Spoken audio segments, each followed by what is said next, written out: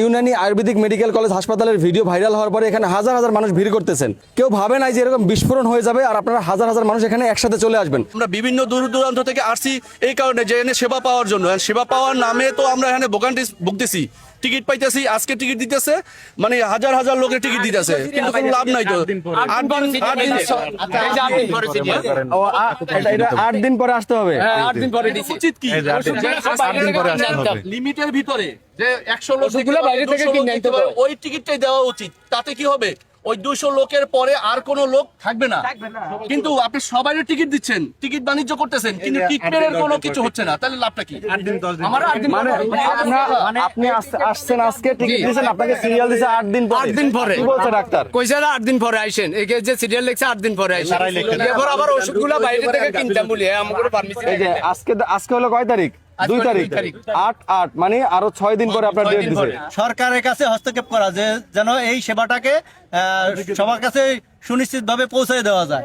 200 দেখতে পারুক, 100 দেখতে পারুক, 100 টিকিট দেওয়ার পরে বলা উচিত যে ভাই আমাদের পর্যাপ্ত জনবল নাই, আমরা 100 লোক দেখতে পারবো বা 200 লোক দেখতে পারবো। বরিশাল থেকে আসে, নোয়াখালী থেকে, ময়মনসিংহ থেকে আসে, একটা লোক যে আসে যে টাকা খরচা হয় এবার 8 দিন পরে আবার আসতে হবে, তাতে তো প্রাইভেটে ডাক্তার দেওয়ানো যায়। 20 বছর ধরে আমি এখানে থাকি, আমি জানি না যে এই ধরনের সার্ভিস এখানে আছে। তো আমি আপনার ভিডিও দেখে আসি, আসার পরে রুগী দেখে দেখি ভিতরে গাফিলতির কোনো শেষ নাই। আগে যেমন রুগী ছিল না তখন তারা ভালো ছিল, তখন আল্লাহর আছে।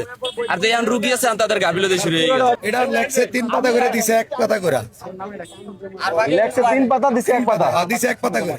বাকিটা কোথায় পাওয়া যাবে বলছে কিছু? বরিশাল থেকে আসছি।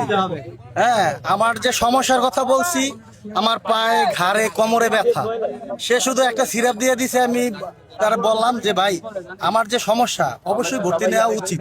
আপনি যদি ভর্তি এখন না নিতে পারেন আমার সময় দিয়ে দেন, 1 সপ্তাহ বা 10 দিন, তারপরে আমি ভর্তি হই।